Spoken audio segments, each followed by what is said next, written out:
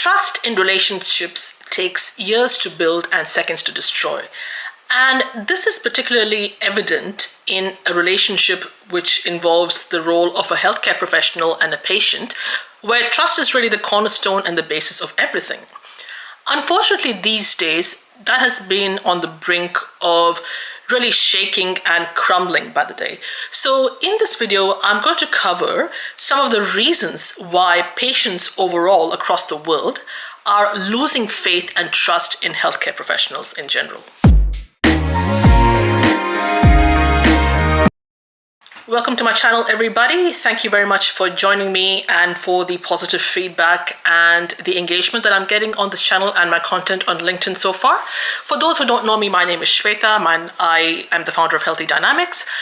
We are a coaching practice that helps healthcare professionals from non-English speaking backgrounds become more empathetic, impactful, and influential communicators in order for them to connect better with their patients, as well as build authority, influence, and trust with their patients. And the very last word that I used in this just now in the previous sentence is what we're going to focus on in this particular video. So really my purpose of coaching my clients and all my audience, what I educate them on and what I speak to them about, the ultimate goal is for them so that their patients really can trust them on a deeper level, they can connect better, and that healthcare professional becomes the go-to person. That is the end goal that I want all my clients to achieve when they work with me or they're getting coached by me. And what we need to really establish is that even though we know what the problem is, which is there is a fundamental lack of trust that at the moment patients are showing towards healthcare professionals, we need to look into the root cause behind what the reason is. Because if you don't know what the cause is, you're never going to be able to fix it. It's a little bit like one of the factors that I will be talking about, how healthcare nowadays really works. That, if you have an illness or a problem, what you focus on is eliminating the symptoms or treating them, as opposed to really going down the root cause and eliminating that from its roots, basically. And in this video, I'm going to cover 4 main reasons. Now, there are many that you can count, but there are 4 main reasons why healthcare professionals these days don't feel like their patients can trust them, or patients in general don't feel like they can trust their healthcare professionals. And these are for a myriad of reasons, but I will look into 4 of them. And let's be honest, trust in healthcare isn't what it used to be. Nowadays, patients are much more skeptical. They are a lot more likely to question their providers, and they also can turn to things like Dr. Google or WebMD or BetterHelp or many of those other places than the actual doctor. And this is, you can't just blame social media and the internet for it, but there is a lot of factors that go behind it. What happens when a patient walks into a clinic already convinced that the healthcare professional is not going to listen to them, and why they hesitate to share what their real concerns are about their health, because they're like, I'm not going to be taken seriously. And sometimes you might, as a patient, if you've been there before, you might leave a consultation with a healthcare professional with more confusion than clarity. And this really is a reality nowadays of healthcare professionals that they're facing. And one of the many reasons why patients' trust in healthcare professionals is eroding. And let's now finally look into the 4 reasons that may be contributing to this. Now, one major reason is the feeling that patients experience of being unheard. And this is why I talk all the time about why it's important to be an active listener. And, if you want to check out the rest of my videos on active listening, it's also a big part of my coaching program as well. I'm going to just leave a link to that playlist over here. And I will say that from my experience of going to, say, my GP or any specialist, that's what I have experienced more often than not, disappointingly, where I felt that the person sitting opposite me, who was supposed to really hear me out and understand me and empathize with me, is more fixated on doing paperwork and taking notes down. And I'm not saying that that's not important, it absolutely is.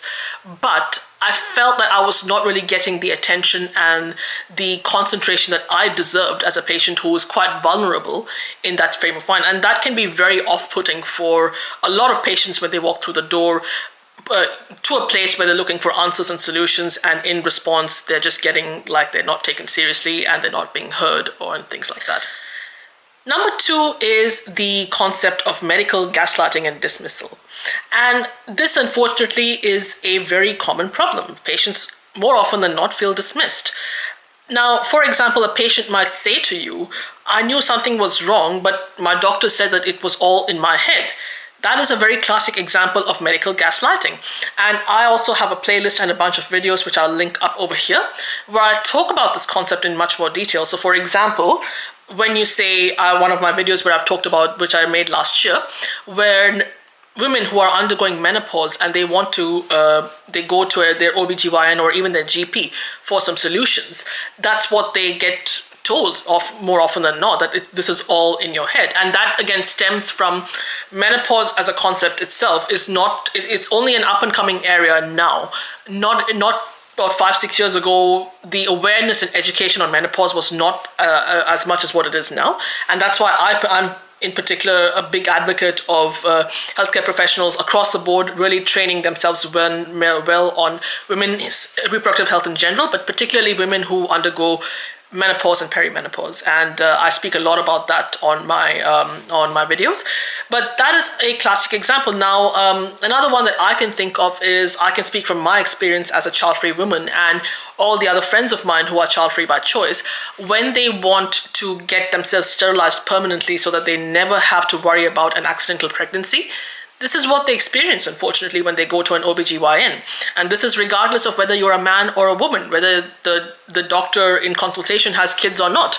9 out of 10 cases, they are going to be told that they're not going to offer them the sterilization procedure because they feel that the patient might change their mind and there will be legal ramifications. And a whole heap of other factors when they're not taking seriously the fact that the patient has made up their mind and they're very clear and firm on their choice, and they're just not getting what they want. They're not getting the support and help that they deserve. So instead of working with the patient, what you're really doing is you are creating a barrier between the two of them, which just worsens and erodes the trust even further. Number 3 is that this is a very common problem, and it's just the nature of healthcare itself, the impact of time constraints. So, for example, currently I'm working with an ophthalmologist who's one of my clients, and this is what she always tells me, that I want to do so much more for my patients, but I am just so under the pump and I have so much to do and I have so little time that I have with them. And that is why she sometimes feels like she's not doing a good enough job. And what I'm coaching her on is specifically on one of many things, is that how you can really make the most of a short consultation. And that might be a future video that I might make for you guys, my audience over here as well. But it very much is an elephant in the room. And, basically people are lining up, patients are lining up day in and day out, every second, every hour. And that means, and we all only have 24 hours in a day. That means you have to rush through all of your consultations so that you're attending to everybody else. But the problem is when the process is rushed, again, that dismissal, that feeling made to feel less important, feeling unheard, and not really being given the time and the attention is what a patient, if I were in that position, would feel. This is not really an attack. None of these are an attack on you as a healthcare professional in terms of your competency and how good you are at your job. This predominantly is a systemic issue. And in other ways, I would also say just I think the society that we live in as well, where everything is a matter of urgency, everything has to be done very, very quickly. So, everybody's under that pressure to live under sort of chronic stress, and everything has to be rushed, and sometimes you just miss these nuances and these fine details if you really want to connect well with your patient and really get to know them well and work closely with them and can really build that trust. And number 4, a huge one which has been very, very prevalent, I'd say, for the last decade, is the misinformation that's usually presented on social media. Now, I'm not saying that anyone who's getting on social media is spreading misinformation. I'm not going to paint every single healthcare professional under the brush. But what can happen is that even if there is a healthcare professional. So say, for example, you are a psychologist or a psychotherapist or a therapist in general, and you might have views about mental illnesses that you have experienced with your clients or you have undergone yourself. And if you share that from on social media, the first thing that any of the audience or anyone responding will ask you is, what are your credentials? You don't have to look very far. This happened to me. Now, even though I'm not a mental health professional, I am someone who has undergone mental health challenges in the name of anxiety and depression. And I shared some of my lessons on, what actually they mean and what it stems from. And when I did that, I pretty much got attacked left, right, and center by people on social media saying that, what are your credentials, what your credibility is. And I just said, it's my life experience. And what I have also worked with therapists and psychiatrists and psychologists, don't get me wrong. But at the same time, this is what I have internalized about it. And it's just one perspective. You can take it or leave it. And sometimes what can happen is there are a lot of people who will manipulate and misuse social media users, and they market themselves and their knowledge and their expertise in such a way when they may not have much of it to begin with, but they will lead people to believe that they are telling them the truth. And in many ways, they're also telling people what they want to hear as opposed to what they need to hear. And so sometimes it's very hard to tell who's being truthful and who's being inaccurate or otherwise. And now it's very common for a patient to, and it's very good that patients are much more aware now of a lot of things because there's so much information out there. But sometimes when you are trying to have a consultation with them, don't be surprised if your patient is coming armed with articles, research papers, TikToks, and Reddit threads about, how healthcare professionals are incorrect. And sometimes they may be, and sometimes they may be not.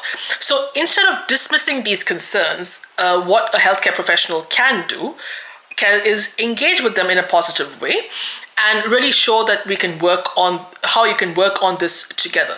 So remember, patients don't want expertise. They want someone who can collaborate and partner with them so that the patient achieves a much better healthcare outcome. So these were the 4 factors that I looked into in this video that go to explain why healthcare professionals nowadays are not really gaining, retaining, or winning the trust of patients. And I will do a separate video in the future, sometime next month, on what are some ways in which trust can be built, how you can build trust with your patient. And that really is the pillar and the cornerstone of my coaching. So obviously, to explore that, just feel free to contact me on LinkedIn and book a discovery call with me. I will leave the link in the description box below.